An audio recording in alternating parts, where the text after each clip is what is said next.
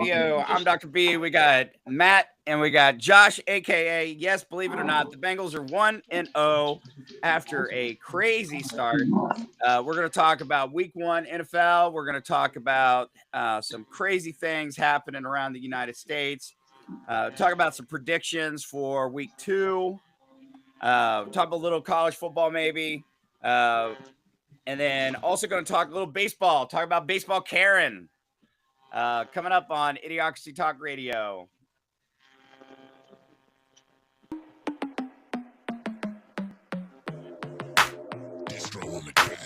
It's idiocracy, but you gon' see the value and respect though when you talk with me. So come on, baby, walk with me. It ain't a topic that the crew can't touch. Share our views and our vibe. What we hide? It ain't much. This ain't bluffs, this the crew, yeah, we got it. Share our thoughts and our views, you can't stop it. Said this ain't bluffs, it's the crew, yeah, we got it. Idiocracy, tell us what's the topic. Yeah.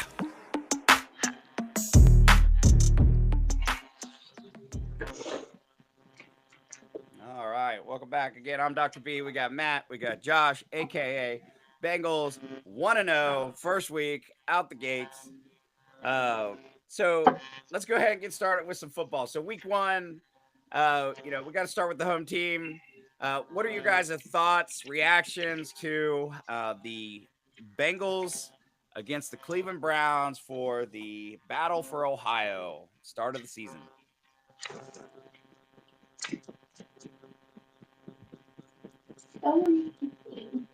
Go ahead, Josh.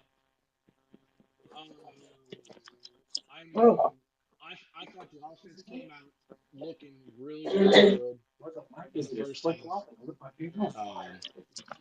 After that, the offense kind of took a Everybody dive. wants It Jesus seemed like right Christ. after Lucas Patrick got hurt, the running game kind of just died. Can you guys hear me? Matt, can you hear him? I can barely hear him. I can hear him. You can hear him all right? Well, maybe it's just you, Joe. What the fuck? Hey, I got so much shit clogged in your ears. Riley. It's that penises that he likes to go. Woo! Too much But shit. What? anyways, You sound really far uh, away. no, I think the offense in the second half did not look good at all. I was kind of worried. I mean, Cleveland played to lose that game, and they lost that game. I give all everybody knocks the Browns for how bad they're going to be, but honestly, they have a really, really good defense that could possibly be in the top 10 in the league. If everybody stays healthy, that is a top 10 defense, and they're gonna withhold people from scoring. And all Joe Flacco needs to do is just keep them in the game, keep it close, keep them in the game, and that's what he did with the Browns. I don't know. Road win, first win in what 4 years? Start the season out with 1-0. Bengals didn't look strong at all, but the defense held in there. 2 turnovers, big play. Uh, wish we had better offense. Honestly, I mean, Joe Burrow looked like shit. Honestly, this whole second half looks like he's just intimidated. Honestly, I don't know. Once again, he's holding the ball too long. Can't find. I don't know. Just seems like we couldn't tackle in the open field either. First half. Over the middle, I thought was a struggle for us. They had passes over the middle all game. I mean, first half they moved that ball on us like crazy. I don't understand how like the first 2 possessions we can go down, just walk down the field and just score just like that. Then we just put a big old fucking zero second half. I don't fucking get it. But again, football, it's amazing. Well, but you also got to think a lot of that has to do with, I mean, your first, 15, 20 plays are scripted. Like, so a lot of coaches, they have pre planned first 10, 15. I don't know. I know it's a certain amount that they have Like pre 15 planned plays. that we're going to run these plays. Okay. And that's offense and defense. We're gonna do these looks. We're gonna do these schemes. We're gonna see them, and sometimes they match up and they work real well. Sometimes they don't. And that's where you get like some of these teams that they come out and they look great the first couple drives, and then after that they look like shit because the defense adjusts or the offense adjusts. But Matt, you mentioned like Burrow. Like, I'll be honest with you, I disagree in the fact that I don't think, and Josh has said this in conversations we've had sidebar off of the air, that Burrow holds the ball too long. I disagree. I don't think he is holding the ball too long. I think it's the fact that the line is not giving him enough time. The average quarterback should be able to take a 3 to 4 step drop from under center. Keep in mind, okay, 3 to 4 second drop from under center. When we go shotgun, he should only have to do a 1 to 2 step drop. He's not getting enough time to even do a 1 to 2 step drop. And so he's not able to set at his feet. He's not able to throw the ball where he needs to. The receivers aren't able to get open like they're because guys are in his face. Now, on the side of that, do I give credit to the Cleveland defense? Because like Josh said, Cleveland has a great defense, and I wholeheartely agree. They stay healthy. That is going to be a defense that's in the top 10 this year easily. They've got the talent. They've got the ability. So it's not a big deal. They beat the defense is legit, but our offensive line is not getting it done, and they're not giving Burrow time, and that's a problem. And I know Josh has mentioned to me before about, well, we need to also go to under center. I agree we need to go under center because that'll open up the playbook to give us more opportunities to do play action. There's a lot of different things we can do from under center that we can't do when we're just doing from a shotgun scenario. But at the same time, if we can't even give him 1 to 2 steps, he's not going to be able to do 3 or 4 drop steps. It's not going to happen. I'll just take a picture and email it to him. And Matt, one of the discussions that me and Joe had the other day was exactly that. Like, in my opinion, when you're in shotgun, you've got the defensive ends coming straight at you. So, and if you move up in the pocket, you've got that front of the line coming. So I don't think you have enough time in shotgun as it is. I think it's easier for the defenders to get to you if you're in shotgun compared to if you're under center. Because if you're under center, you gotta drop back. The edges are already kind of right there when you start dropping back. Then you can move more into the pocket, and that should give you enough space and time. But once again, I agree with you on certain situations here. But again, I mean, his ass ran back. It was first and 10. I think it came off a turnover. First and 10, Myles Garrett sacked him. Yeah. Second and 16. Myles Garrett sacked him. Now it's 3rd and 28. Your ass fucking barely made it out of the fucking end zone by jumping over your offensive line. Kudos from not getting a safety. But at the same time, dude, what the fuck you doing? Check down or something like that. How are you fucking not? You're supposed to be the general of this goddamn team, and you're sitting there saying Garrett's from right the goddamn middle. Fucking call it out. Like, I don't understand the shit that's going on. Like, 3 straight sacks, and I guess our offensive line did not hold up for those 3 sacks. But at the same time, fucking point it out and pull something. I don't give a shit. Bring another tight end in, bring a fucking receiver in, fucking chip block them. Who gives a fuck, Have Chase take his legs out. I don't give a shit. Exactly. The guy's a fucking. Go ahead. I was like, where did you watch the game at? Oh, I watched it at my house with my new best friend. Oh.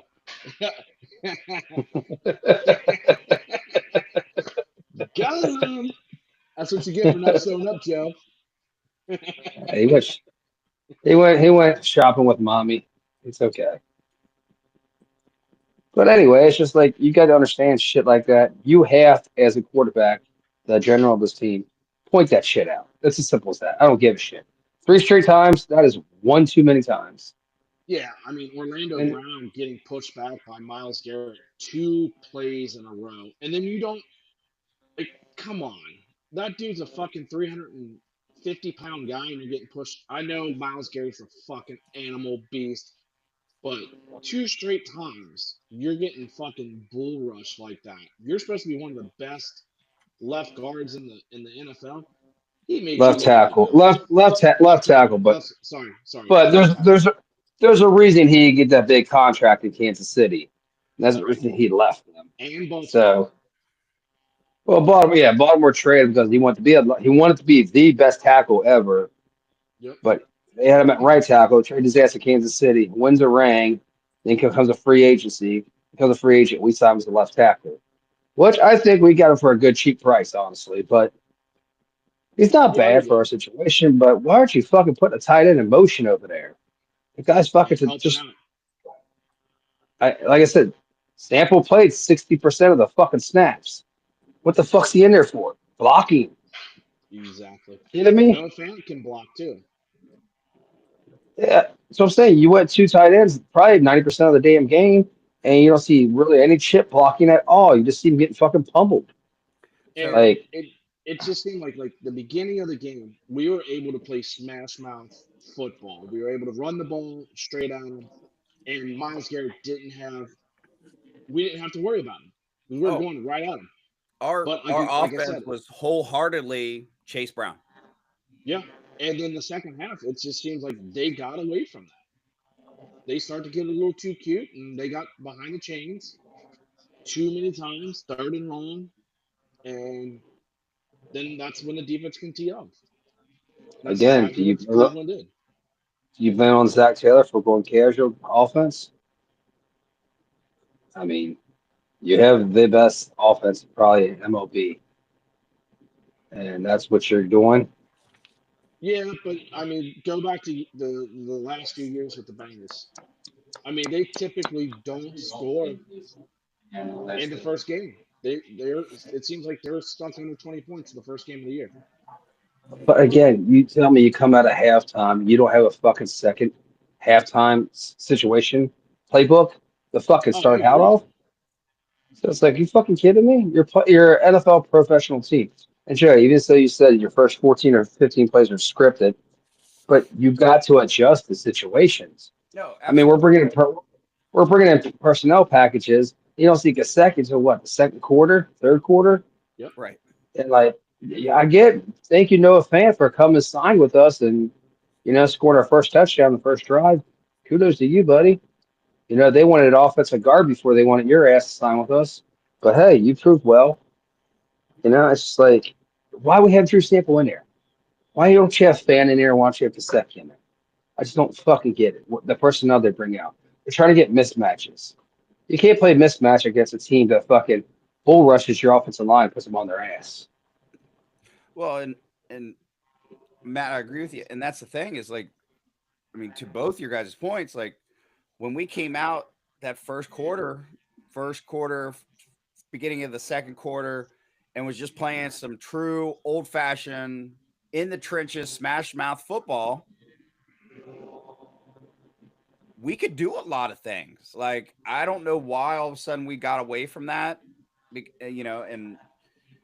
and I agree because Matt, I think you said a little bit ago that like Burrow kind of looked afraid or whatever. Like there were a couple plays where he looked completely discombobulated. Like he had people. There was the one play where he's having everybody switch and move around, and you're like, oh, he sees something. Oh, he sees something. We're gonna open up, and then he had Chase Brown run right into a fucking group of defenders. It was like you did all that for half a yard. Like, what I did you mean, see? I get it. They have a good defense. They're front four. They're first round draft pick, defensive tackle out of Michigan this year. Match him up with Miles Garrett. That's great. The two defensive backs, they're not bad. They obviously, I guess our receivers couldn't get open, but you pay your receivers that much money and they can't get up against the Browns. I mean, Shit. we will find out how good the Browns defense is this coming week against Baltimore. I mean, Baltimore just threw up 40 on the Bills, so they're probably going to be one of the most prominent offenses with the dynamic duo of Lamar Jackson and Derrick Henry. So we'll see how good Yeah, but Cleveland's defense is. You also got to look at the Ravens, man. Even though they have a somewhat decent offensive line, I will compare their offensive line to our offensive line. Decent at most. But the fact that Lamar can get out of the fucking box and run helps out. Oh, absolutely. But they don't have stud receivers like ours. Like I don't fucking understand. I mean, you got Chase going deep. I get home run ball, but why he doing something like you said? Let's say he just in shotgun move. You know, put him in the slot, let him do a little cut, and then cut over 5 yards to the left, right over the middle, run it out. He's good at after the catch all the time. He gets yak all the time. He's hard to tackle, but you're just throwing fucking looks like shitty routes, or you just can't throw the fucking ball, or like Joe's intimidated by fucking Miles Garrett. I'm sorry. I think Miles Garrett has his number. I mean, Cleveland's had his number. I mean, that this makes what Burrow is 3-7 against the Browns. No, His career he's 2-9 now. 2-9 against the Browns. I thought they won both games last year. They did. So, Did they win that both was the games? first two wins. That might have been the first two wins against the Browns from Joe Burrow. With Yeah, I'm Baker just Mayfield, they lost all both times they faced each other. So, I'm just saying, I agree with a lot of people you hear on the radio. You hear a lot of shit. It's like I agree. One thing Zach Taylor did, offense. You let a lot of meat on the bone. He called them out, man. He get the two defensive guys who intercepted the ball, game balls. That's probably the lowest amount of game balls I've ever seen given out during a game. You know, yep. so it's like it's a tough win. Defense showed up. They put their foot down. I mean, gotta love fucking. Thank God for Trey Hendrickson and Stewart. Stewart looks like the legit real deal, man.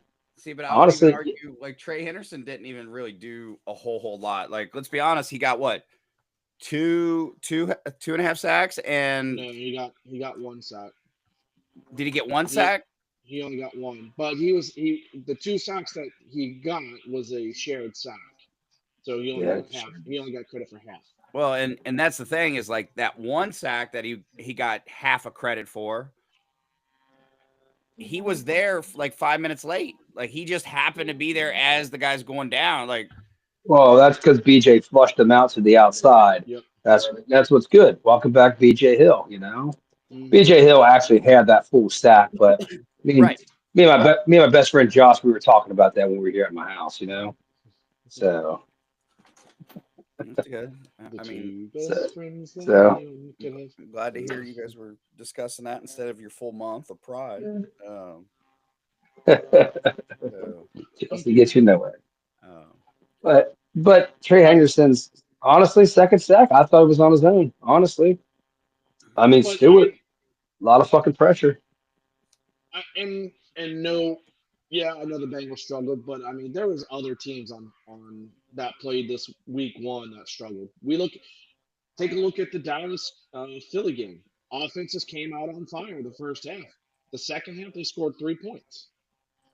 Was it the delay that kind of screwed everything up, or was it the I defense can't started locking people down?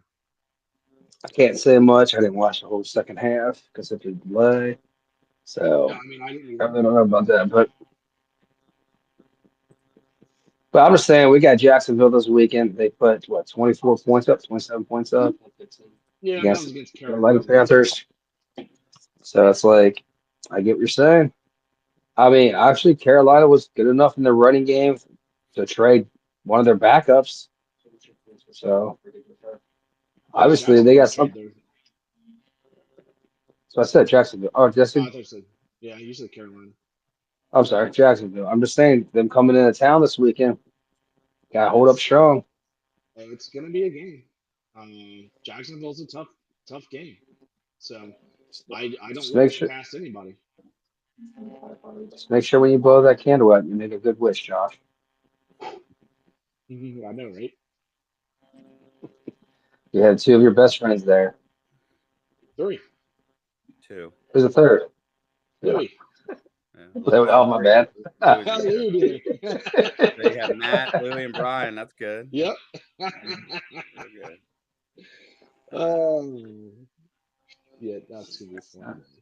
Sounds like that's an even number there. We can't go odd, so there's no five of us. With five amigos, No, just it's the four. it's the wolf pack. Where there's one, That's it. and now there's four of us.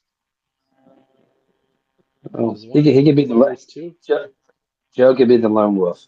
There was a lone wolf there. uh, other games across the thing. What do you guys think about the Kansas City Chargers game? Thank I you, loved it, Charlie. man. I loved it.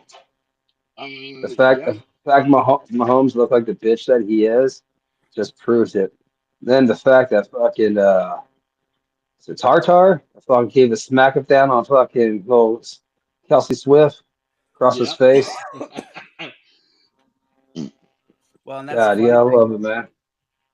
yeah. I mean, Um, I think Kansas City, their offense did not look good. Um, Patrick Mahomes was their offense with his legs. I mean, he kept some drives alive, and then he had that one pass to Travis Kelsey that he slipped out.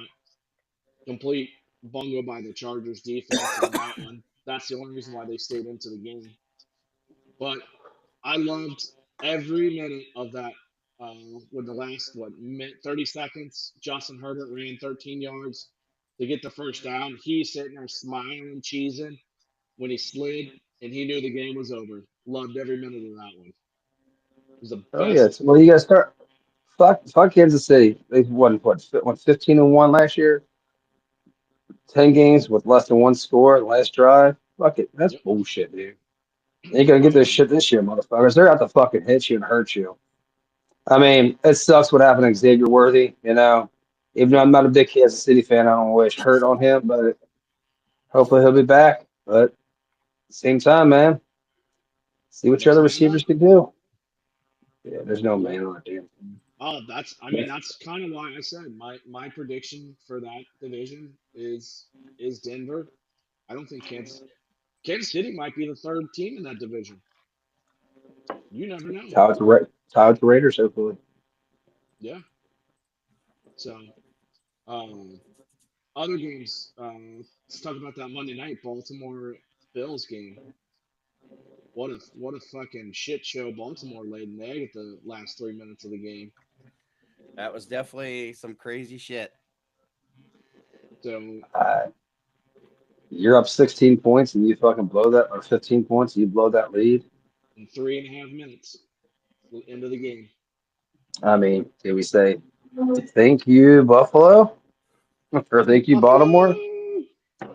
I mean, Yeah. it's kind of like Zach Taylor too said, man. It's like you're on the road, you won a division game on the road first week, and that's what we've been aiming for to win week one. So we did. Move on to week two. Well, we're up 1-0 in our division right now. You know, a lot more Yep. plays, like you said, Cleveland this week. Hopefully Cleveland produces, man. There's some damage down. That'd be fucking awesome. Them to go 0-2. Yeah.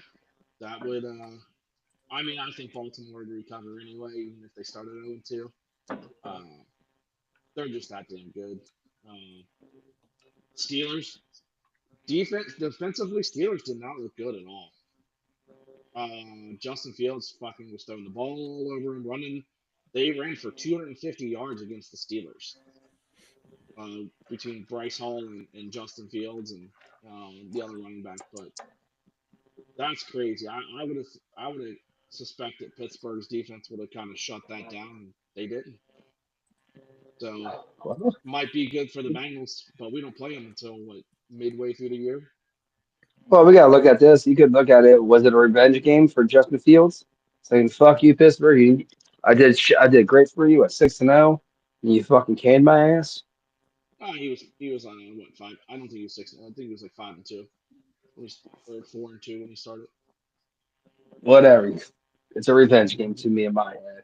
Oh yeah, I mean it was a revenge game for both him and Rodgers because Rodgers came from the Fuck Jets yeah. the year before, and the way they asked him wasn't the best way to do it. They Roger basically, Alston stuff.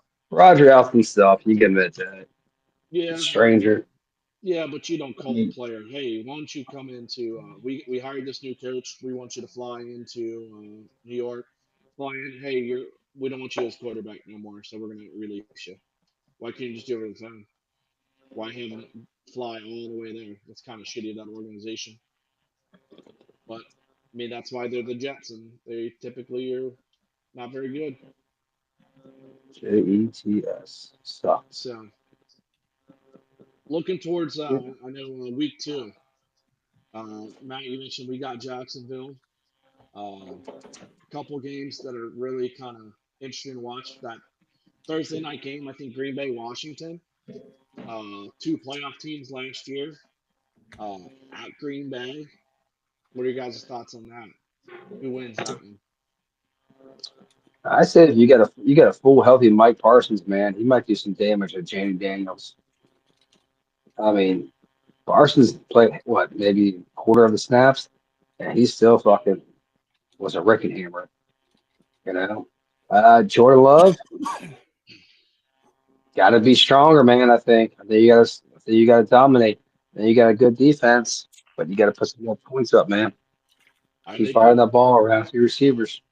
they put it up against Detroit. They put Detroit in their place in week 1. So it's I hate to say it, I think Green Bay might be the favorite in the NFC for the Super Bowl this year with that trade. Well, yeah, they're saying because they lost both their offensive defensive coordinator. I think I'm sorry, that's a hunk of shit. But also, when's the last time Green Bay had a home game to open the season? I think they had a lot more going their way too. Yeah, but this is also Green Bay's um, thing with quarterbacks. If you look at Brett Favre, it took him what 4 or 5 years to take Green Bay to the Super Bowl. Aaron Rodgers, 4 or 5 years to get them to the Super Bowl. This is Jordan Love's 5th year. So, I mean, just saying. I mean, and they went out and got one of the best defensive players in the game too to help out with that journey. Yep. No, Favre had Reggie White. I don't know who Aaron Rodgers had, but Now, Jordan Love got Parsons. So I see mean, what they I can just do, don't. man. I think it'll probably be a toss up between Green Bay, Washington, and Philly. Are going to be the top 3. Um, Minnesota, they didn't look very good in the first half against Chicago, and then they turned it on in the second half. And that they still have a pretty good defense. So, but I don't know. I think Green Bay might be the favorite now to win that division. I until yeah, I Until can't two say beat the until they. champs. I mean, yeah, what they say until they beat the defending champs of the division, but they still got to face them one more time, man. You never know. Got to stay healthy all year long. Jordan Loves really hasn't stayed healthy last couple years. No, you I are mean, right. you got a new offensive weapon in Matt Gordon, so Josh Jacobs stays on fire, all cylinders, dude. Plus, they have an offensive line that's pretty actually decent too.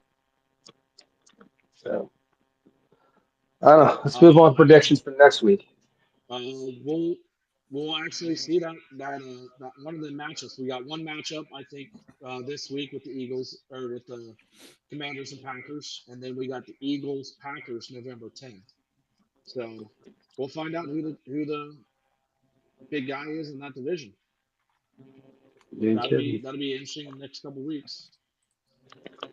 Well, talking about next couple weeks. So Thursday night, we got Commanders against the Packers, like you mentioned. Sunday, we got Browns, Ravens, Jaguars, Bengals. Well, let's start with first. Let's go down the line here. So, O'Brien. Commanders, Packers.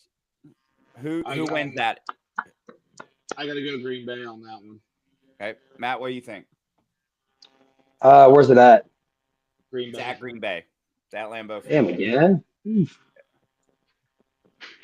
I don't know. I mean, I think I'll go for Commanders. Okay. And I think they can. I think they can handle Parsons. Because Matt Golden got hurt. Uh, their receivers out still. They only have Dobbs and Reed that are healthy, and Reed's still hurt a little bit too. So, No, I mean, go go ahead. ahead. No, go ahead. Go ahead. No, that's what I was done there. As long as they're healthy, man. I mean, you're coming off a big game on Sunday, then you got to turn around and play on a short week. So, see what you can do. No, and I agree with you. I mean, I'm going with the Commanders as well because I just kind of have faith that I just believe that offense has got a lot of explosiveness to them, and I'm interested to see what they do now. Depending on how they handle the Packers, will determine if I pick them in the future or not. But we'll see. Browns Ravens. It's Browns, in Ravens. Baltimore, so I mean, I have to go with Baltimore to win that. Yeah, I'm taking Baltimore. I don't even know we hate to say. Let's be honest. Baltimore Yeah, looked good. Derrick Henry, if he wouldn't have fumbled that ball late in the game, yeah, like, they would. that's probably a difference maker. And No, they're So, I I mean, they're you got. favored by 11.5 points. agree with you. That's Unfortunately, crazy. I'm going to say the Ravens as well. Although I'm praying for the Browns to be the one few times I do that. Thank you. Bengals Jaguars. Who knows? Open in orange night or day at the Bengals home game. It's also some asshole's birthday, but I don't care less about Oh, that. I don't know whose birthday it is. I think it's like President George Washington or something like that. Might even be Obama's, but it's nobody else's. Nobody I important. think we're gonna. I think we're gonna have a Sasquatch sighting. You think Sasquatch would be there? If I get drunk enough, my shirt won't come off. Just saying. I tell you, my Sasquatch outfit ain't coming out because it's gonna be too fucking hot. Actually, there is a chance of rain too. It might be good for that Sasquatch. That'd be a wet fucking Sasquatch. Let's see here. You're like a wet, hairy Sasquatch. So Dallas and New York. In Dallas, I just want to ask New you guys a York, question. New York Giants, New York Jets. New York Giants. Giants. Okay. Okay. Giants. Giants. I'm going with And now you're Cowboys talking on about this one. benching Russell Wilson. I How think about Dak that? Prescott wants to redeem himself. Oh, I mean, I think Dallas wins that one. Yeah. New York, I don't think they're very good offensively. Let's play off your question there, though, Josh. Let's say the Wiley veterans in. You know, they were talking about this today on ESPN. You see Russell Wilson as a Hall of Famer, and and some people said no. He might play himself out of being a Hall of Famer because he came back and decided to play for the Jets. I mean, yeah. I mean, I would say he is a Hall of Famer. I don't know about first ballot Hall of Famer, but I would have to put him in the Hall of Fame. Yeah. I mean, just because he's I think playing he's on good and enough. keeping the legacy going on, he's just. I don't think he's doing stats there for the stats. He's there because he loves the game. You know, I mean, he's seen what he can see what he's seen what he could do for other teams. You know, if he's that guy or not. But honestly, the way everybody's talking about the way Neighbors looked, how disappointed he looked, the way Russell Wilson's just playing right now. I mean, you gotta. I couldn't even tell you who they drafted. I forget the quarterback they drafted, rookie. But I know you got James. Yeah, you got Justin Dark there, who's number 2 right now. Then you have James Winston, who's number 3 right there. I mean, sorry. But Jackson, I say put Russell on the bench and see what Dark can do, man. I think after week 2, if they throw another dud, I think it's time to pull the Russell Wilson experiment. Put him, let your rookie quarterback come in and see what he's got. I mean, but their coach is going to play who he wants to play out there because they need to save his ass to save his job. So exactly, you going to rely on a rookie? Yeah. I don't know. I say Russell Wilson, but I say you cut him. You bring in your hype man, James Winston is your number 2, and you give Dart a chance, man. Yep. I mean, if you don't win, dude, you don't at least have a winning season. You're going to be canned. And you're riding on a rookie that you draft. You might as well see how far he could take you, honestly. That's the way I look at it. You got a good defense. You're not going to win your fucking division at all. You got one of the hardest divisions in NFL. You're going to be fourth again. You already know that. Why not? You might as well go out fucking with a big goddamn bang and just play his ass. How much money do you think tickets are to that game? Like the lowest, like standing room only In New for York, that game. the New York, lowest, Dallas. New York and Dallas. 120, 30 120 $35 for standing to room. see Dallas in New York at AT&T Stadium. That's freaking crazy.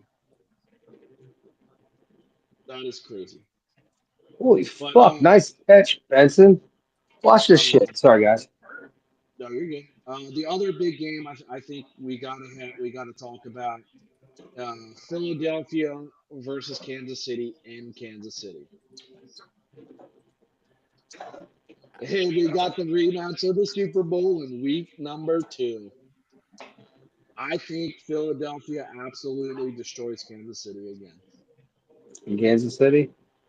In Well, as Kansas long City. as the dumbass defensive tackle doesn't spit anybody's fucking face and plays the whole He didn't goddamn get game. suspended. He Well, got yeah. suspended today. Kudos for his lucky ass and to play one fucking snap. So he got fined a million. Got fined over $1 million though for missing that game. I mean that counted as a suspension. He didn't get to play a snap, so they counted that as his 1 game suspension. Yeah, but the fucking thing is, if you dressed for a game, how's that considered a suspension? You have a I have no 53-man idea. roster, not a 52-man roster, and you sit what six people who are not going to dress for the game. That's considered a non-start. So again, they want to fucking make money and they want to make a Super Bowl rematch. So they're going to bring in Yep. Kansas. I don't care. Let them come in. I want to And see him destroy Kansas City. So I don't give a fuck. and to your point, did the league go back and watch the whole video to where they seen Dak Prescott spit towards him? But And did is he? that the reason? But did he?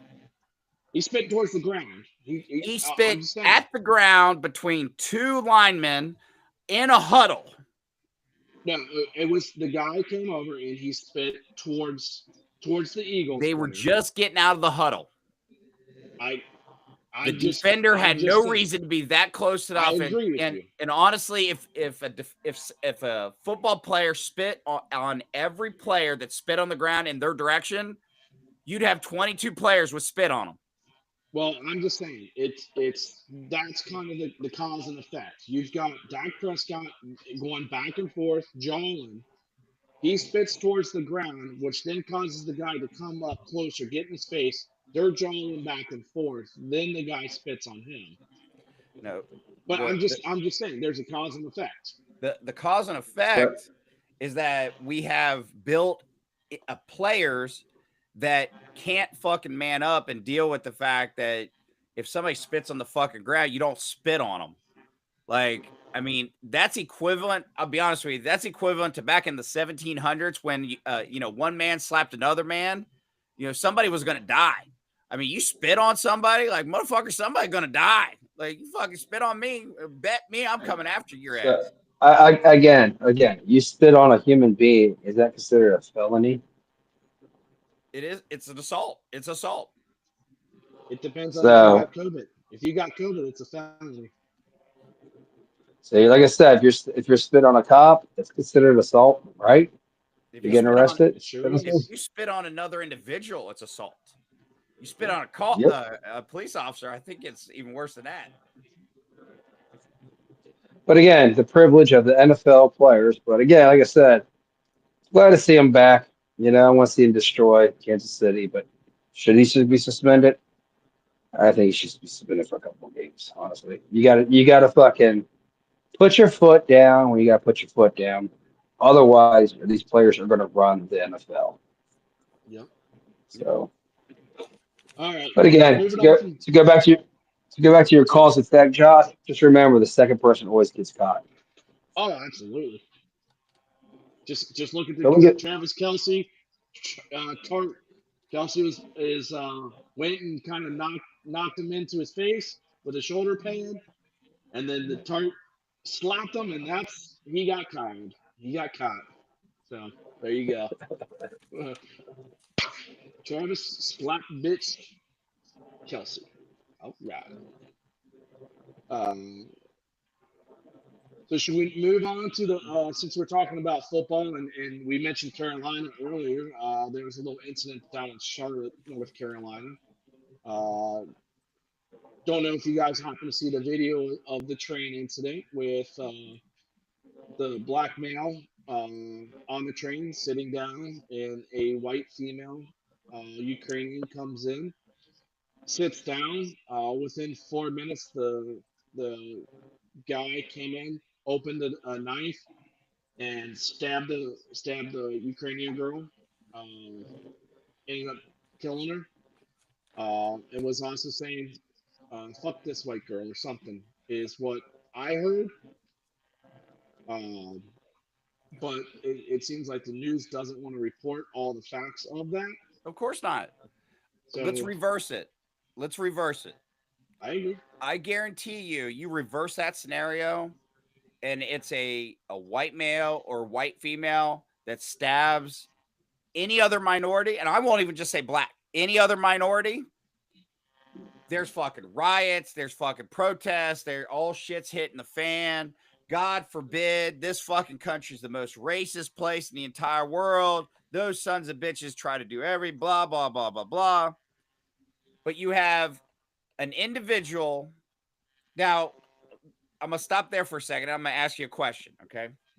So you guys know the rule that if you're a bartender, you can be held liable for if you overserve your patrons and they go out. So if I'm a bartender and I overserve you and you go out and get in a car wreck, I can be sued. I can be held legally liable because I basically gave you the alcohol. Even though you're buying it, I gave it to you when I have a duty to cut you off.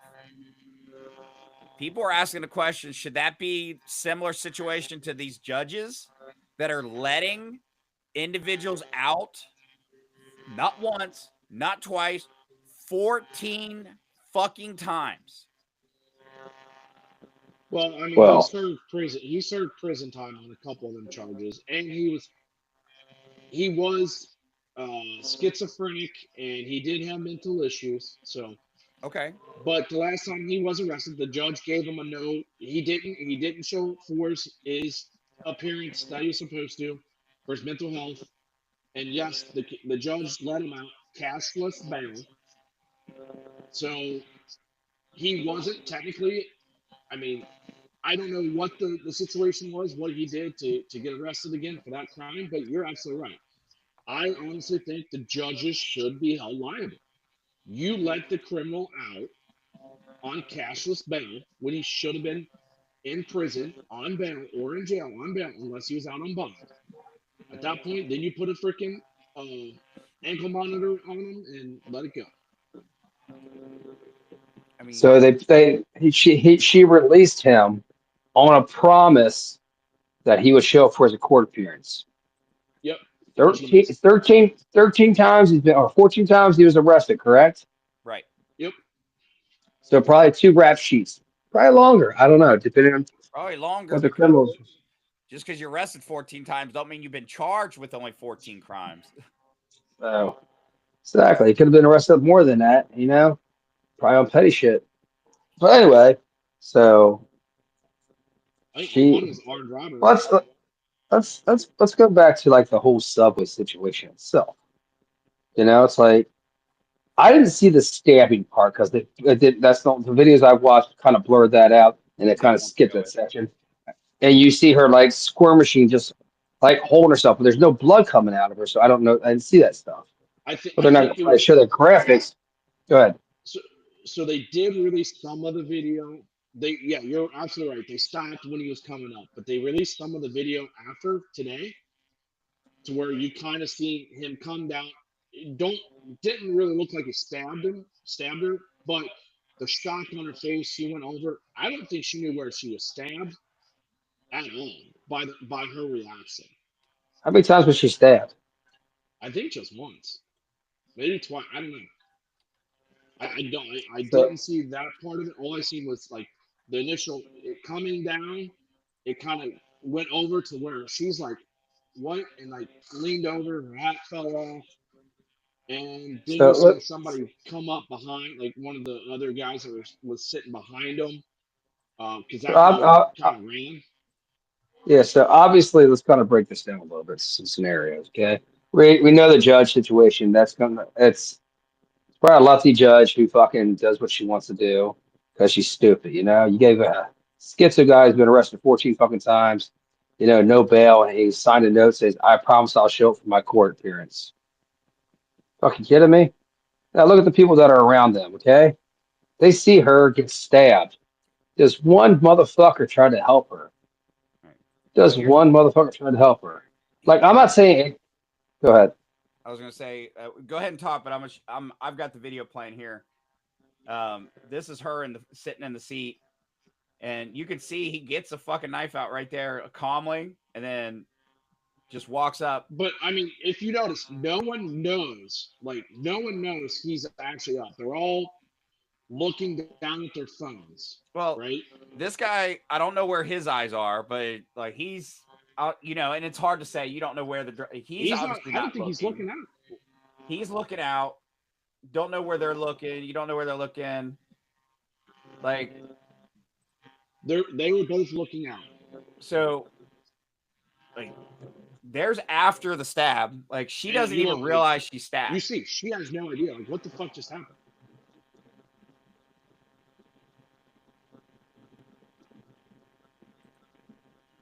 So no one's going to help this girl out. They just, oh, okay.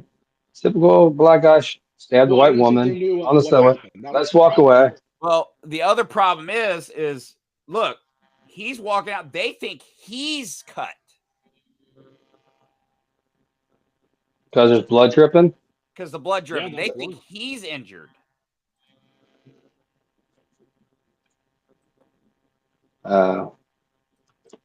Hey, this is and fucking Brian Seltzer, what a little bitch he is. That dude, I don't know how he got back on CNN, but he needs to be fucking off any kind of media. That dude's a fucking idiot.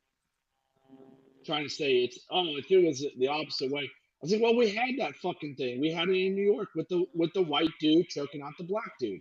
That was harassing victims on the train.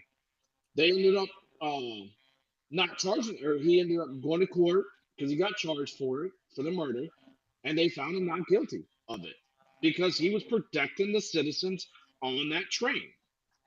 Well, and I will agree to a point that unfortunately we live in a society right now where good Samaritans get raked over the fucking coals. Okay. I mean, it don't matter if in the school districts, like, you know, they tell you they want you to break up fights as a teacher, but at the same time, if you break up a fight, you're possibly going to lose your job. So you're damned if you do, damned if you don't.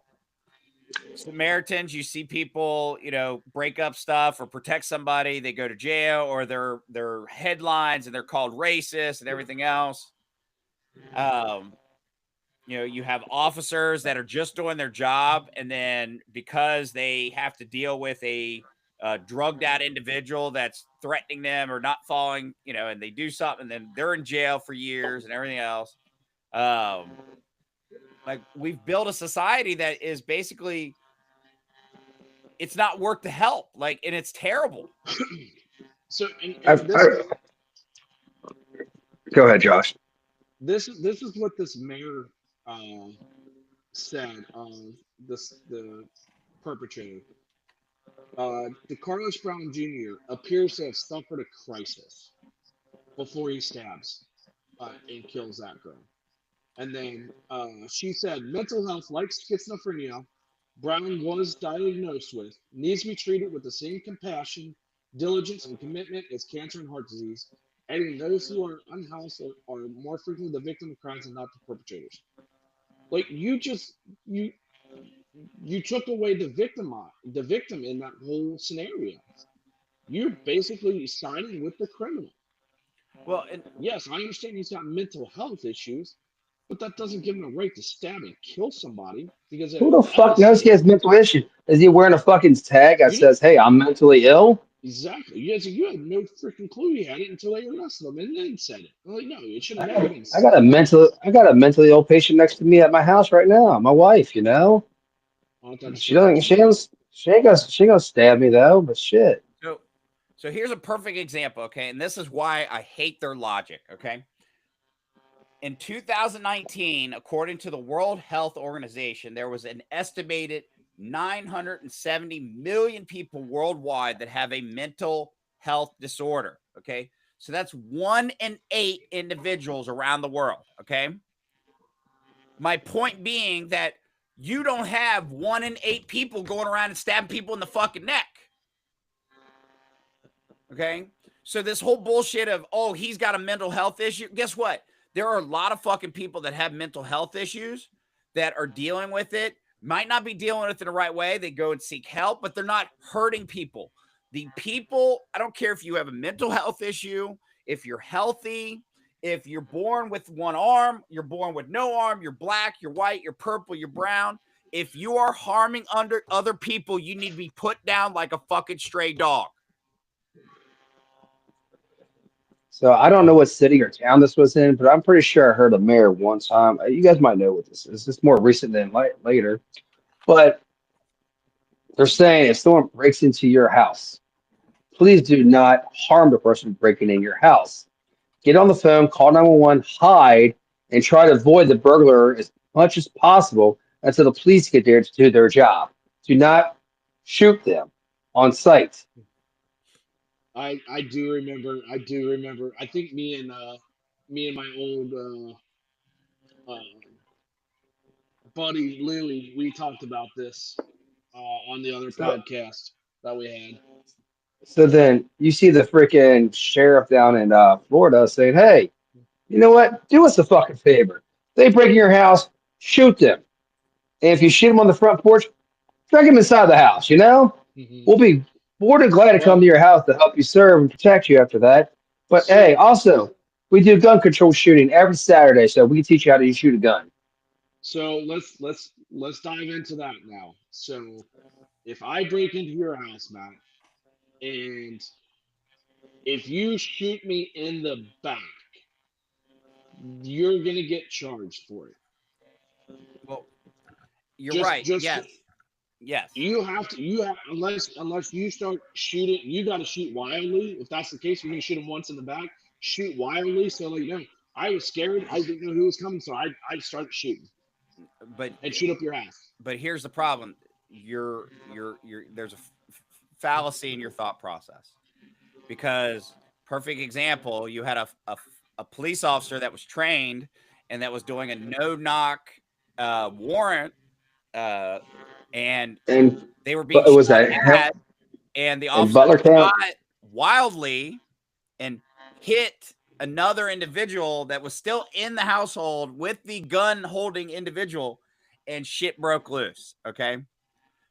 You cannot just shoot wildly because you are responsible for every bullet that comes out of your firearm. Oh, I mean, I would shoot into the walls, like You boom, don't know where boom, you're. Here's the boom. thing: you have to always be aware of what's I got behind Corey. your We're target good. We're because good. So I you got bullets fell, Corey don't behind my stop. walls. Okay, so you fell down. So you fell down. The gun went off but by accident. but it's just like stand your ground. Okay, if the individual's running away from you, yeah, you can't shoot them. But if they are charging at you and You have you every are right. in imminent danger, you can fucking light their ass up. Someone, and here's the thing: somebody breaks into my house, I don't give warning shots. I don't waste the bullets. I mean, they're just gonna go downstairs and get ate by your snakes anyway, so it doesn't matter. Fucking right they are. They ain't gonna find the body. My snakes are gonna eat good. You're gonna Hell, pull the a fucking Dexter on rabbit's gonna be eating good. I don't care. Fucking nibble on his giblets. them? Like I said, we get back to the old saying, fucking Jim Carrey's famous line: "Stop breaking the law, you asshole." Stop Pretty breaking much. the law, asshole. But I yeah, mean, dude, but don't shoot anybody if they break into your house. Just telling people do not shoot the perpetrator in the back because you can get charged. You know, and everybody's getting That's my pissed off. PSA. Like Trump's trying to bring these motherfucking, National Guard into Chicago. You got the fucking mayor being a piece of shit there, saying blah blah blah, or was going against him now. He can't answer a fucking question with a straight face. He just says we do not need federal help. We do not need federal help. But look what fucking our governor did. Did you hear about this in Cincinnati, guys? Nope. He was downtown today. He's bringing the state highway patrol to help out fucking Cincinnati police. They signed an agreement today. AFTAB is against it, and the mayor's like, "Fuck it. This is my state. The city's looking like shit. Guess what's going on? I'm gonna send a freaking highway patrol to help out now." Good. That's what they're so. I mean, that's how it AFTAB's should like, be. it is. They need patrol. Patrol needs help. We're 200 men and women down of the law enforcement here in Cincinnati, and at the same time, fuck you. Well, I mean, And the let's be mayor honest, got that number's also gonna with get no worse. confidence. He got voted with no confidence from the police union. Well, So they don't. as we've talked about previously, he got Josh, like you said, he got the vote of no confidence, and then the police chief has got lawsuits against her for discrimination. Yeah. I'll tell you one thing, man. If anything this police chief needs to understand, if she wants to keep her fucking job, she needs to shut her mouth and just fucking listen. That's it. No, Like, I don't think she you're needs to saying, I don't think she needs to shut her mouth because that's not what a leader does. But the problem is that she's not a leader. That's the problem. She is not a leader. So this just came out today. My buddy owns a bar in Clifton, and Brian doesn't own a bar. no, this is a guy I worked with. So Owns a bar in his garage. they're starting another curfew. Another curfew has come to Cincinnati's urban core to combat safety issues. This time it's affecting food trucks. So food trucks must close shop by 11 p.m. 11 o'clock. Fridays through Sundays. So a lot of these bars in Clifton, they don't serve food. So they hire these food trucks to come out and serve their patrons food because guess what? If people eat, they stay longer at bars and spend more money.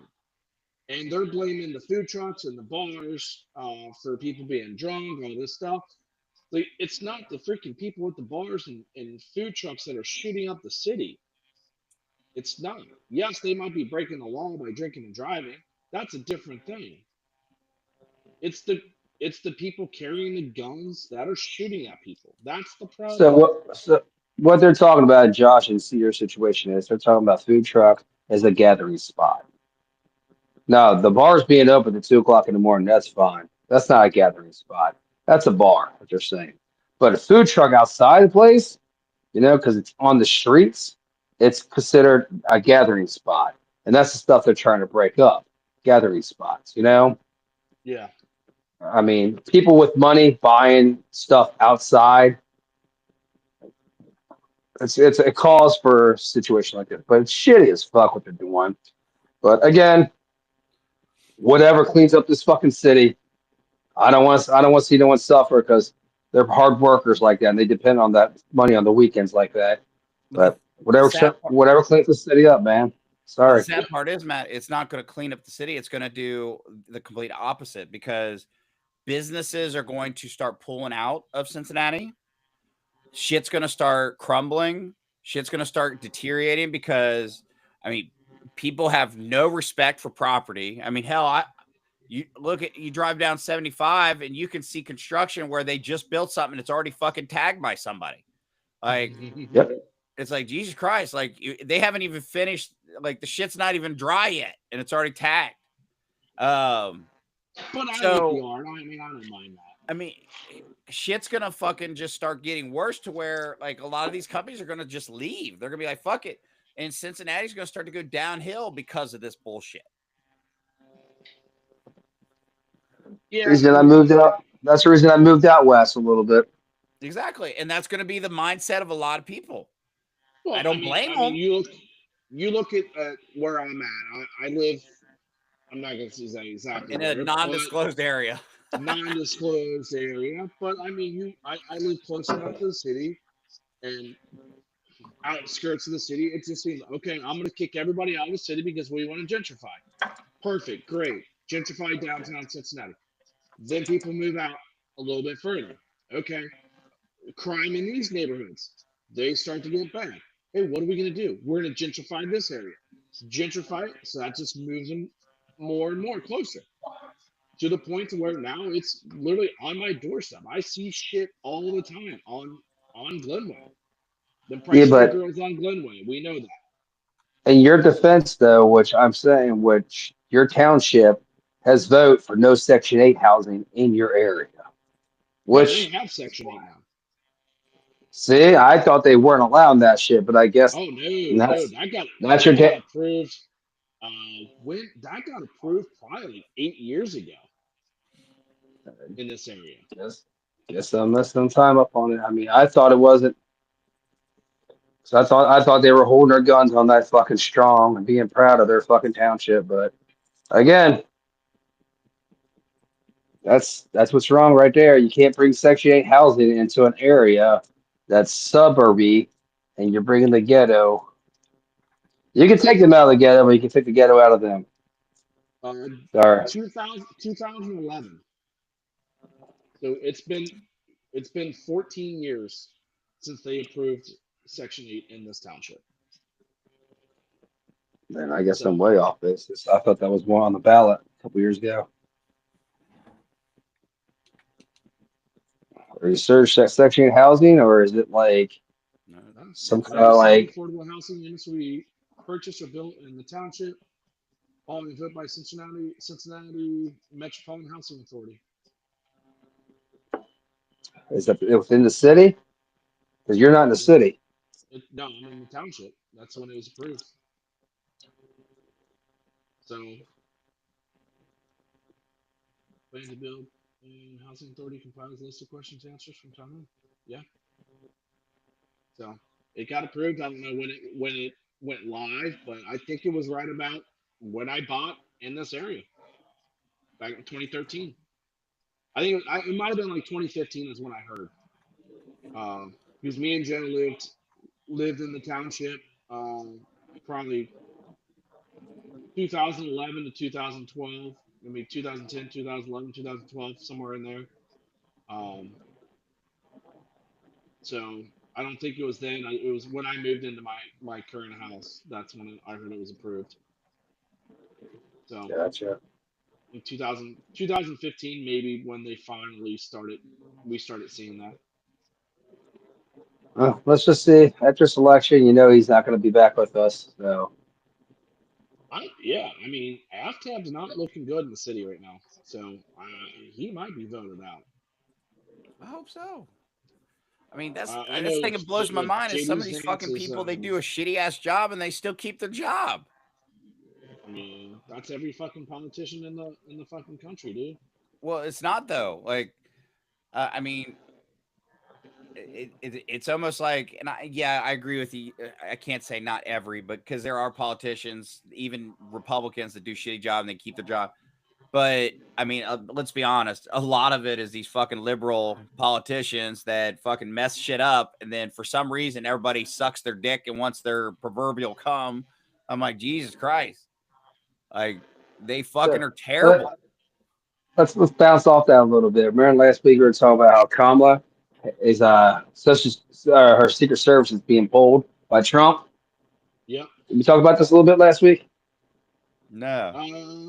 I don't think we did. I think we were going to. So I thought last week I was talking to you guys about it. And so they pulled 14 officers from the LA, and so Governor Newsom gave her 14 officers. They pulled them off duty. So then the next day, I guess that their FOP said, "Fuck you guys, we're not doing this shit. We're voting against that." Now she has nobody, especially the fact that she's a multi-millionaire. Like she can fucking hire her own security. So they put those 14 officers back on fucking duty for the police department in LA. Like, what the fuck are you doing in these Democrat states for stupid shit like that? Well, I mean, you go to your point, Matt, is us as taxpayers. Yeah, I understand she was a VP. Yeah, she's important now. She's on the world stage. But why do we have to keep paying for the Secret Service for her? She's got money. She could hire her own security. And we've got politicians that are talking about oligarchies and Trump's trying to change everything to oligarchy and how bad it is. Everybody's trying to take their money. Yet you're flying first class, you're going on private jets, you're staying in fancy hotels and spending a shit ton of money. So you spent over $800,000 traveling while you did this whole thing with Bernie Sanders talking about oligarchies. What the fuck do you think you are? You're doing the same shit that you say you're against. So I don't see the logic behind some of this stuff. But that's just this day and age. They want to twist everything around. All they want to fucking do. I mean, Nothing Leonardo better. DiCaprio is Nothing better doing. Nothing better doing this time. You know, can't get a job. You know, and if your job sucks, you know, Well, it's like like Jeff and, it's, and just to throw out, just in case somebody listening doesn't know this, but so you do realize that the president of the United States, any president of the United States, once they finish their terms in office, they receive Secret Service details for life. Okay. correct. The vice president only receives Secret Service details for 6 months. Yep. 6 Well, months. you know, and also you know you got to what? remember, Biden was trying to pull the Secret Service from Trump, Right. so he didn't need all the Secret Service after he was just a peon and no longer president. Just a That puppet. motherfucker needed Secret Service to fucking walk him up the fucking steps. Shit. Walk him down. That too. But it's funny because of that bullshit. Because Biden extended the Secret Service for her, but Trump's like, your 6 months are up. Bye, bitch. Yeah. Well, See you later. and what's funny is like, even if he might have been trying to be an asshole, but it's still, I mean, it falls under his policies of trying to get rid of the fraud, waste, and abuse. Exactly. I mean, you're assigning a detail to someone that's not supposed to get it anymore, according to our federal law. You're wasting federal government money. And then, like you guys said, she's a multimillionaire. Bitch can hire her own fucking security detail. Yeah. So speaking like the fraud, waste, and all that stuff is, I want to touch on this just really quick. Is you've got Taylor Swift, you've got Leonardo DiCaprio, you've got Al Gore, the climate guy himself, to start the whole thing. You look at what they do, like Al Gore's house and what his landscaping. He uses more shit for his house, his electricity, than he does for like half of fucking a city for just his one property. Taylor Swift takes private jets. That one private jet for one trip across the United States uses more. It puts more CO in the air than it does for my Joe's truck for like 10 years. So you want to, and same thing with Leo. He's got this big ass fucking yacht that's just completely destroys diesel fuel when he's out cruising the freaking oceans. Like you're putting more CO in the air than what I'm using on a daily basis. Yet you want to tell me what I can have, what I can't have, so you can continue your fucking life. No, fuck that shit. That's fucking. So is that We're spending shit ton of money for climate stuff, and it's not fucking. It's going nowhere. that's the reason you went hybrid, It's Josh? fucking. It's wasteful. No, that's because my company gave me an electric car. Don't What's blame that? me. That's because my company gave me an electric car, so now I can charge it. But but to your guys, when have we seen temperatures this low in August, in September? We've reached record lows record fucking lows. Talk about global warming, huh? For reaching record lows in fucking August and September. It's not hot outside. It's getting hot. Just saying. It's getting hot in here. It's It's hot. getting hot here. So take that from my. Oh. So down there, birthday boy. Not until Sunday. So, well, speaking of birthday gifts, guys, it wasn't really a birthday, but more a celebration. That you can turn. I mean, because we're talking about the left and the right side. Let's talk about the Philly Karen. Philly Oh, Karen. Philly Karen with the birthday boy. What a shit show she is in now. God damn, I would hate to be that woman. How you gonna be in the outfield? The ball hits your hand, whether it hits your hand or not. It goes down in the aisle in front of you. If somebody else grabs the ball, it automatically doesn't mean it's your fucking ball just because it touches you. It's a She's free throw. she saw it last. And yeah, how are you gonna walk over to the dad that happens to get it, hands it to the kid, and you come up and demand the ball back? I mean, that's the biggest piece of shit. Uh, that's the biggest piece of shit I've ever seen in my life. That is fucking crazy. Besides On all top of that, child rapists. Sorry. on top of that shit, she yelled at the other guy who was wearing I think a Phillies Eagle shirt, There's the Eagles, and yeah. she yelled at him. She was yelling at him too, like you hit my hand just for him to get that ball to give to his son that I had to take away that I embarrassed myself for. Then I yelled at my husband while he didn't defend me, and he was like, "Oh, okay." Then everybody booed me out, and I had to flick everybody off. On top of that shit, she flicked everybody off. I Like, mean, she deserves everything she's getting right now. fucking, Absolutely everything she's getting. I guarantee she's fucking on the View next week. Probably, No, they canceled they'll me. I probably can't have her believe it. signed to be one of the people like actually host the View. Well, I if you guys mean, hear the joke, they're like, "Hey, is that Rosie O'Donnell's twin sister?"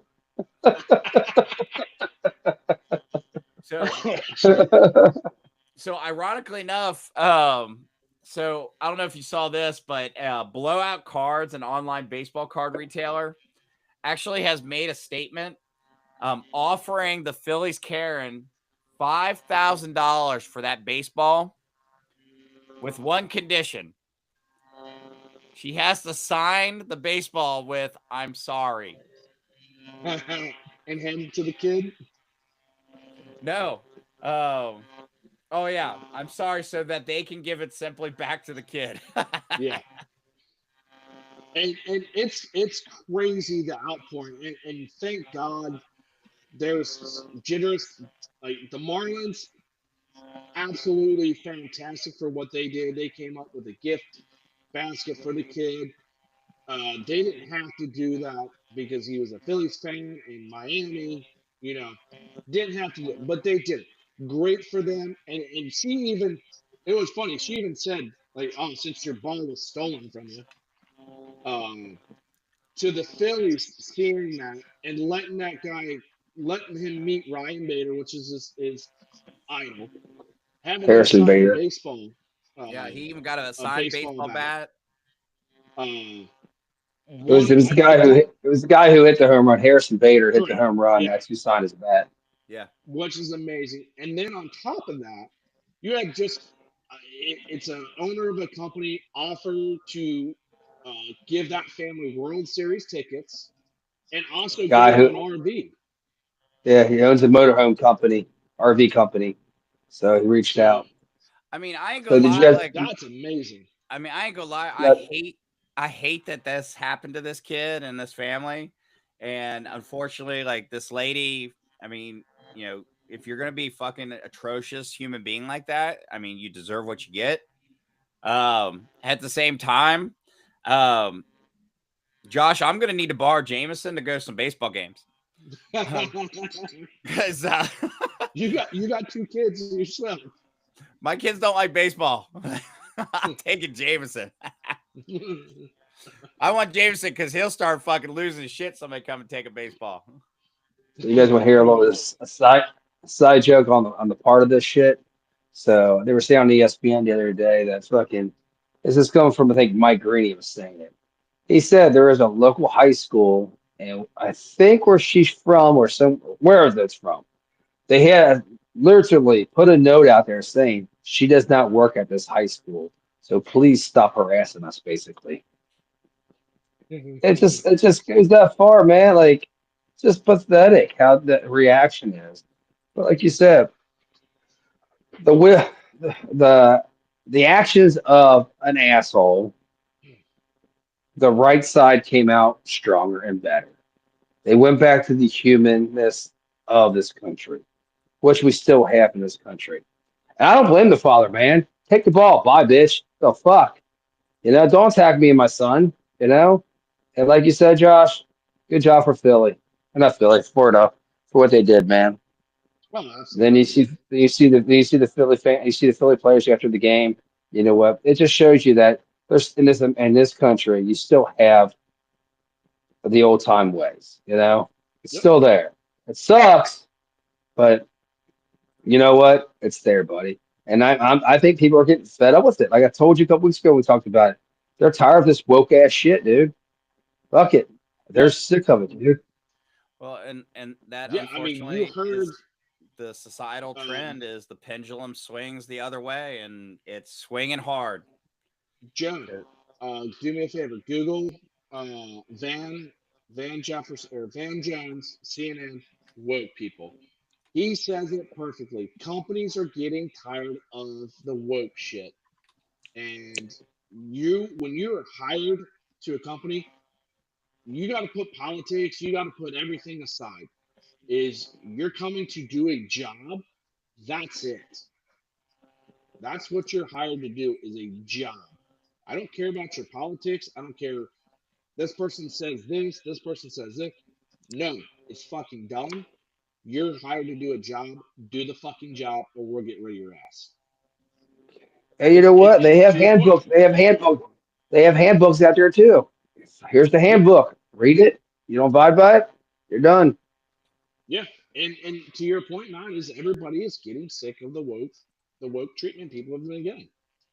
It's it's an absolute joke how if I misidentify somebody and me not knowing, okay, hello, sir. Well, joke's on you. I didn't misidentify you. You're a fucking dude with a dick between your legs. Like, I got bad news. I don't care what you think you are. Yeah, so let's play the clip. Maybe. There we go. Maybe. This Fucking Oh, we got a car dealership. Jeff Wyler, baby. huge. I mean, really So where you bought your hybrid from? huge. The all new Jeff Wyler This place is really huge. Just turn it down until our shit comes on. But anyway, to go back to like is now open, and we have over 1,300 Say it. Kias in stock. Say it, Josh. So come visit us Say it, Joe. Sponsor us. Sponsor us, Jeff Wyler. today at Sponsor us, Jeff Wyler. Kia. Jeff Wyler, Colerain. Sponsor us. All right. Job markets tightening and political tensions high, CEOs are making one thing clear: the office is not the public square. And they're probably not wrong about that. I mean, I do think that there has been this idea that every place in society needs to be about politics. And it's not to say that you can't have free speech in your life, but employers are just like, do your job and don't do anything else. Look, this is not going to make me popular, but I'm not mad because it got ridiculous. I mean, I'm an employer, and at a certain point, your Slack channel just turns into Vietnam every other day because something happened that had nothing to do with the workplace. And then people are not speaking, not mad. You got to bring in all kind of counselors and like, this is not camp, guys. It's We're not camp. trying to make money. So I enjoyed the moment for a while where we were having our reckonings about everything. We done wrecked. Okay, we went from reckoning to wrecked. We need to move on.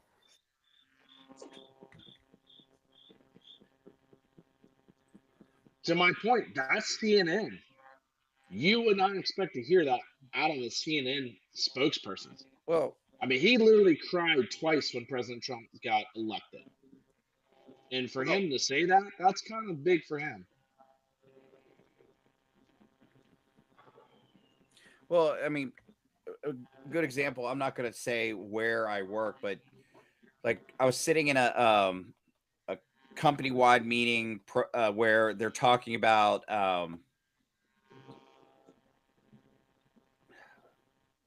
inclusion. Okay, they're talking about inclusion, and they're talking about, and they're like, well, we want to go through and and we want to make sure that we're doing things right. Can people give us feedback on whether they feel like they're being included or not, or how we can improve inclusion in the company?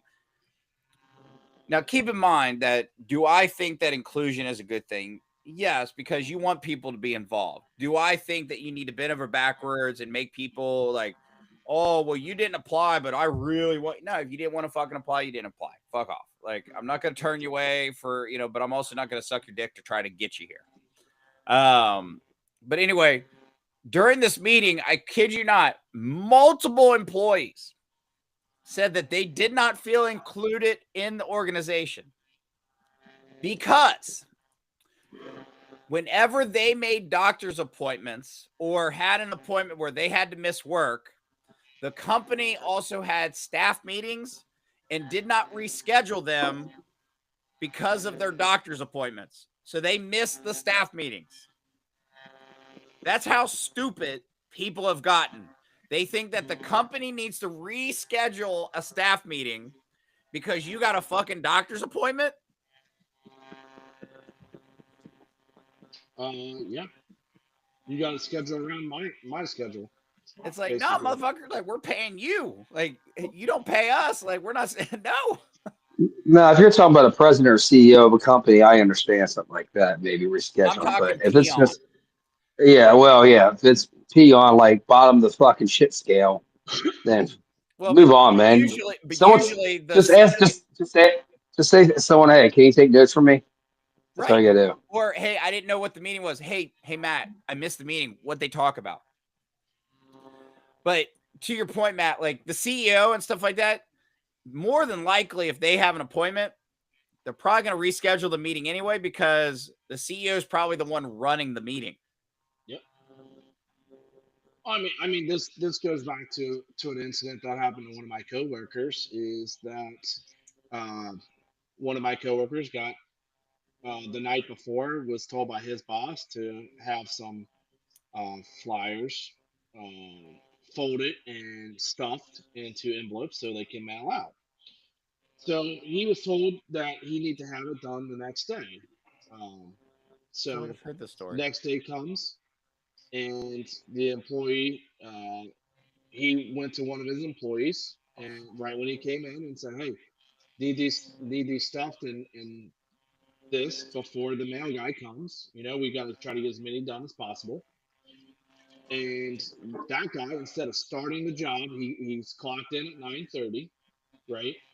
He goes into the back. He starts eating. What job allows you just to go start it? You're clocked in at 9:30 to start work. You go in the back and start eating.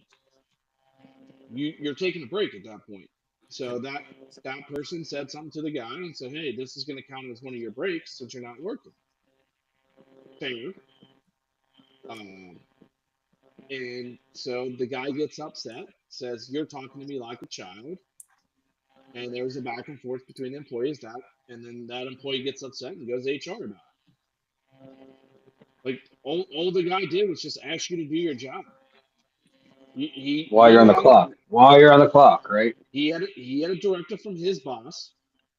He gave it to you, which is your boss, a directive to start working, to do a certain task, and you decided to take a break and not do what was asked.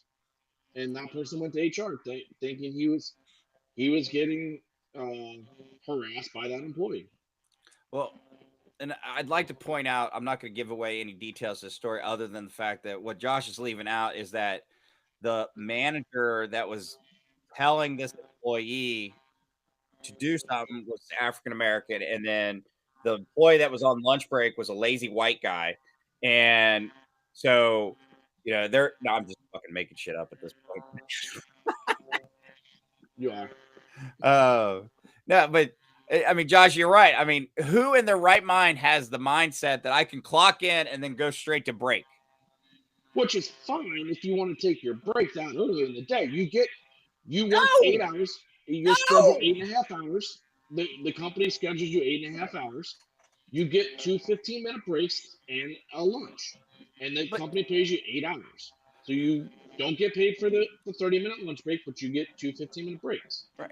And I get what you're saying about you can take it whenever, but at the same time, like, I mean, and honestly, I strongly believe that this kind of stems from schools because, like, I used to have students that would come up to me and they'd be like, I need to take a break. And I'd be like, what's going on? They're like, I'm just stressed out because this work's stressing me out. I'm like, the work's stressing you out? And they're like, yeah, I'm stressed out. And I'm like, well, what part of the work is stressing you out? And they're like, well, it's too stressful. And I'm like, I asked you to write your fucking name on the paper.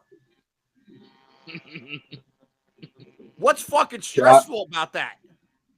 Josh, you sound a little bit like a liberal there on that part. Clock in, yeah, take your lunch. Who gives a shit? You can start at 10 o'clock. Point is, there is rules and regulations. You can take a break after so many hours of working. That has to be your contract. That has to be a handwritten rule in your policy. There's no way in hell you clock in at 9:30 and you're taking a 15-minute break already. Like, you're a grown-ass adult. And this is after your boss has already directed you to start a task. Right. I don't know what you think. I mean, there's so many, like, are you fucking kidding me in there? Like, and then like I wish we had the surveillance video of that because I'd be like the ESPN guy. I'd be like, come on, man. Well, I mean, it went to HR, and the result was the HR said, hey, we can do one of two things. We can move you to another store if you're not happy here. But that wasn't good enough because the problem was the manager telling him what to do. So he was trying to wield his power, and HR didn't agree with him. See, but I'll be honest with you. Like, I also have a problem with the fact that HR even gave him that option. Like, well, we don't know. Was this the first incident, or has it been multiple incidents? It's been multiple instances with this employee and that manager. There we go. So there we go. So, but I'm saying, so have the incidents been the manager was an asshole, which I know the guy, and I mean he can be an asshole, but at the same time, like, was he being an asshole or was he just asking the guy to do his fucking job? Just ask him to do his job. God forbid. So you're going to offer, well, if you don't feel comfortable at this place, we'll move you somewhere else? No, motherfucker. Like, see, that's the problem with HR. Like, HR, they need to change their instead of saying human resources, it needs to be liberal mindset. So instead of HR, it's going to be LM, liberal mindset, because that's all HR fucking people do anymore. Well, I mean, they have a job to protect different employees and everything. I get that. So, but you can protect people and still have common sense. So, Josh, here's a question.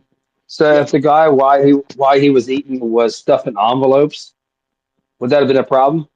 Nope, not at all. You mean if he was multitasking, you'd be okay with that?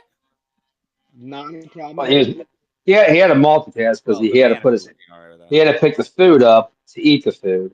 So he was doing multiple things at once. So you mean do two more. And granted, the store doesn't open till 10. The opening duties for the store were already done. So all he had to do was just come in, start stuffing the flyers like he was asked to do. He could eat during that half hour, and it'd been fine. It just seems like you said there was multiple incidents before this with the guy and the manager and the coworker. So it probably just escalated as before. I mean, I don't give a shit. You guys know where I work at. I don't care less. So, for instance, you clock in at Kroger, you see people going over to Starbucks right away getting a coffee. I mean, Why aren't it's a they getting line. there early enough to get the coffee, and that way they can start? You want me to do That's two things? You want me to do two things? You want me to do two things? But I mean, and to your point, Matt, like as long as you got what you need to do before the store, it only takes what? Let's be honest, 10 minutes to open the store where I work at, and then you've got 20 minutes. You could do kind of whatever, you know. well. See, If you want our if you problem. want to run over to Starbucks, run over to Starbucks, get it, and come back, and there you go. Well, our problem is it's the situation and scenarios too. Like, if you're not a cashier or a front office worker, once you clock in, you got to start right away because you have to open that lane. You have to start Yeah. the front office certain times. So, but the guy in the back who works, let's say in the meat department, let's say you clock in at 8 o'clock, and you don't show up to 8:10 back there, but you show up with a Starbucks in your hand. He's like, "Time to clock in. Let's start at 8." Oh, I did, and I got Starbucks. It's the same person that's going to go once he clocks in at 8 o'clock. He's going to walk up to the front end and get a Red Bull and buy it. Then he shows up 8:01 or 8:02 in the back. What's the difference? 8 minutes? 9 minutes? You know, or the Yep. fact that he has a thing in his hand and he did it on the clock, or what? So it's like, who do you like? You see what I'm saying? It's the same scenario. One just took longer than the other. Yep. But at the same time, Well, once you and clock then in, you clock in. you clock in for the day, and if you're 10 minutes late, if you don't clock in until you're ready to work, plain and simple. If you want to clock in, you want to go to your Starbucks, you got to clock out. Sorry, you're clocked out because at that time I'm not paying you to go to Starbucks to buy a drink. That's not what you were supposed to be doing. I'm not paying you 10 minutes of work for you to walk in line to Starbucks to get yourself a drink. You should have So got is it? there early enough Is to What if do it. I'm on my 15-minute break? Completely yeah. fine. You're still Completely paying fine. me. But Hey, businesses say if you're gonna be lenient towards one person, you gotta be lenient toward all. You can't It's just pick true. and choose who your friends are. No, no, you I definitely can't 100% pick and agree. choose what rules some can follow and what rules other. Absolutely, it should be across the board. And in my company, we are strictly right across the board. If you show up at 9:31, you're 1 minute late. I'm writing you up for being late, Now, and that goes as for you as anybody. you as a but you as a boss, pull that person, gentleman or lady, to the side and why were you late? And if they say, hey, got stuck in traffic. I left something at home. I had to go back. But you say to them also, hey, you have a phone. You can call and let us know. Just don't let it happen again. So to give them a heads up or a warning, is valid. Fair enough? To my company, we give you we give you 3 tardies a year to where you can be late 3 times if it's within 15 minutes. And then after that, it counts as an occurrence. So, and I you guess. only get 7 occurrences before you get let go. See, like in my field of work right now, you got to call if you're going to call off for the day, because we don't have PTO and we have a set schedule that gets set every Friday at 3 p.m. And that's your work for the following week, Sunday through Saturday. Yep. Because we have multiple people in our store working, you have to go by these hours. But at the same time, if you're going to be late or if you're calling off for the day, you have to call off 2 hours beforehand. That way, it gives us time to cover your shift if we can. So, but Well, you got I some mean, people that go ahead. yeah, we kind of had the same policy as far as that. If you're gonna um, call off 2 hours before, but we had people call off 5 minutes before their shift, and it counts as an occurrence no matter if you call off 2 hours before or 5 minutes before. Whether we can try to find somebody to cover your shift or not. Unless you have a doctor's note, correct? Nope. No. Nope, we count as Not even a doctor's note? Oh, not even shit. with doctor's note. That's So- ballsy. Well, we take our attendance policy pretty strictly. That's understandable. They do. Like, especially like if you get it approved by a manager to buy season tickets to the Bengals, and then you go to a game after the store manager tells you never mind, and then you got this fat chick that fucking follows you to the football game and squeals on you.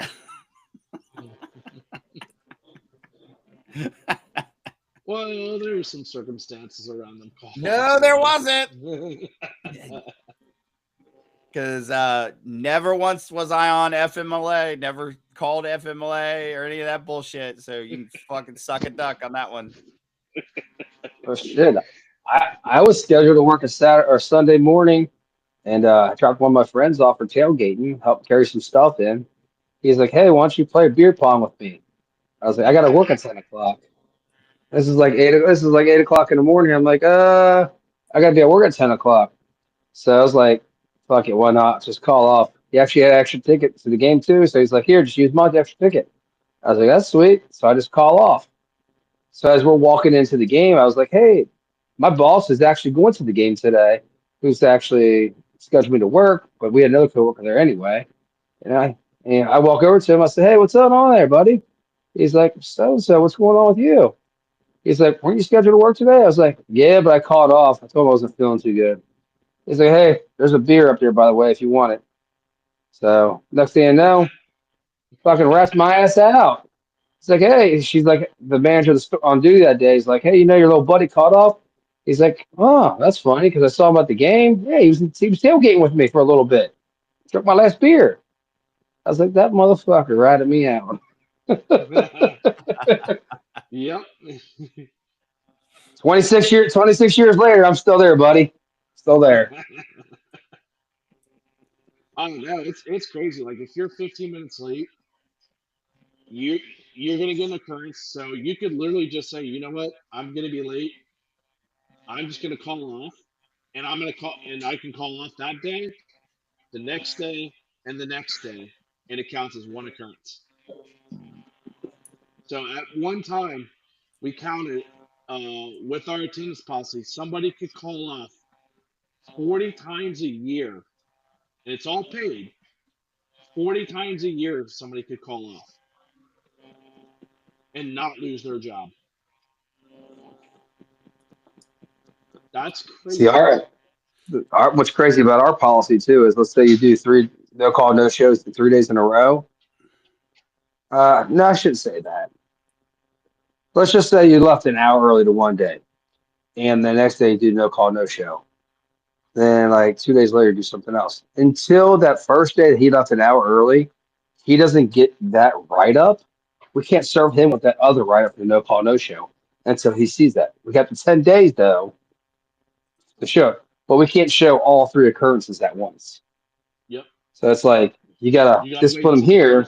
You gotta. Then you gotta suspend him. First. Yeah. Fucking unions. Gotta love them. Gotta hate them. Well, that's I love that. I love to hate them. That's why I pay into them, and I know my goddamn workers, man. I love them to death, but I know that car and that mileage, that gas mileage they get, is off our fucking money. But I also realize I show up late sometimes, or I have to call off sometimes. They're there to save my ass. Yep. I mean, that's the difference between with your union, and we're not unionized, so.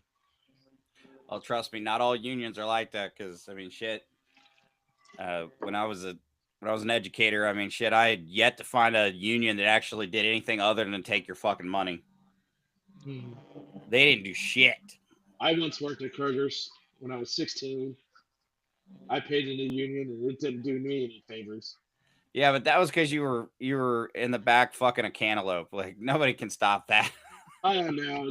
That was when I was 16. I was a dumb. You gotta realize it. You gotta realize it first. You gotta warm it up, then fuck it.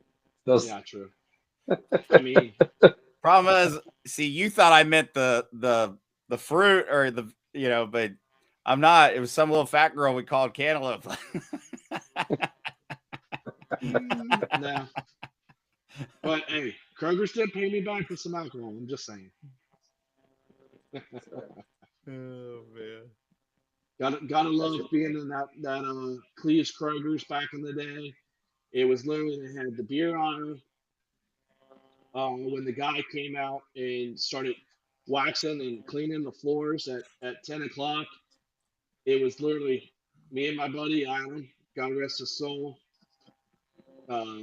take a couple cases of beer, and the meat department was right there with the door. We went right through the meat department, right out the back door. Had the beer there for the weekend. We did that usually on Thursday night. It was ready to go for us on Friday night, and we had pretty good weekends. That's what a Kroger is, buddy. Matt's like, "You son of a bitch! You stole from my company, you motherfucker!" Well, This was Josh, back in the day. Josh, the good news is for you is that in the state of Ohio, the statute of limitations for a theft under 7 years. $1,000 is 2 years.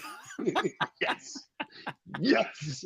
So the fact that happened fucking I mean, forever. technically, I'm You know, turning the 43, so yeah. Wait a- the funny thing is that'd be your first time offense. I guarantee a left liberal judge would throw you in jail for 2 years I know, right? and let Oh, a person I know, get arrested 14 times out. I'd even back him up and I'd say he's fucking mentally stupid or, he's got mental health issues and they'd still I had fucking throw mental the health book at him. issues when I was 16 years old. I am sorry. I was dumb. I was a They'd dumb still, you're kid. right. They would throw the fucking book at him.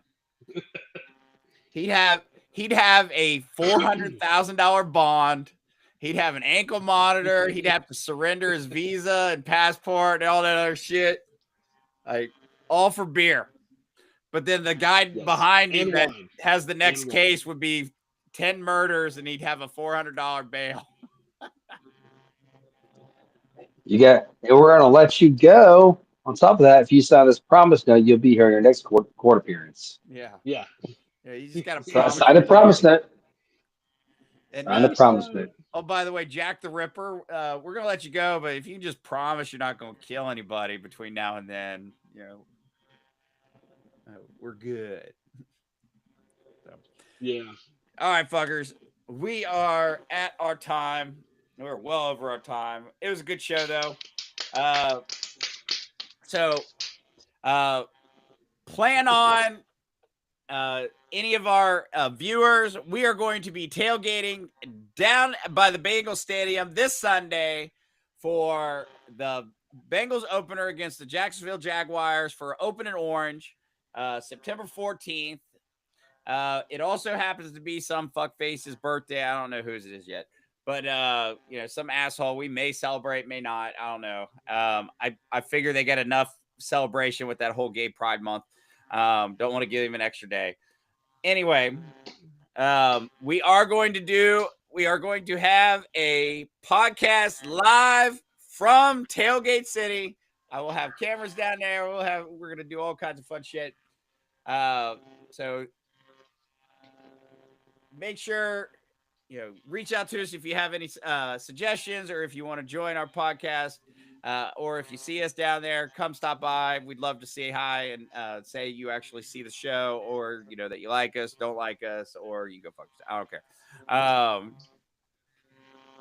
And if you guys got a topic you guys like to talk about, send it in to us. We'll be more happy to talk about anything you really want to. Yeah, And absolutely. we will do the research. Josh I'm won't. just I'll be kidding. sitting here looking stuff. And as we previously mentioned, Jeff Wilder, Coleraine, sponsor us. Bud Light. Bud Light, Sponsor us. Cincinnati Bengals, sponsor us. Budweiser. Budweiser, and we might have a Bud special Light. guest. Yeah. Oh, here. Y'all can see that. Let's get that out there. Bullet bourbon. Bullet sponsor. Bullet bourbon sponsor us. sponsors. And we might have a special guest appearance by Brian on Sunday. So We'll have Maybe Brian, Lou. Josh's best friend, may make an appearance. We'll see. We might bring Lou in here. Bring back the old gang, the old podcast. Yeah.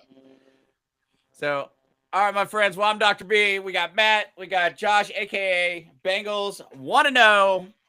Hopefully 2-0 next week. Hopefully 2-0. Dear God, if the fucking line can block. Here on Idiocracy Talk Radio.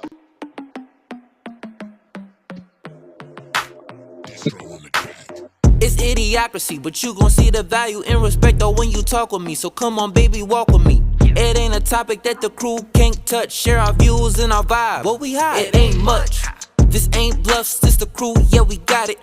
Share our thoughts and our views, you can't stop it. Said this ain't bluffs, it's the crew, yeah, we got it. Idiocracy, tell us what's the topic. Yeah. We got it.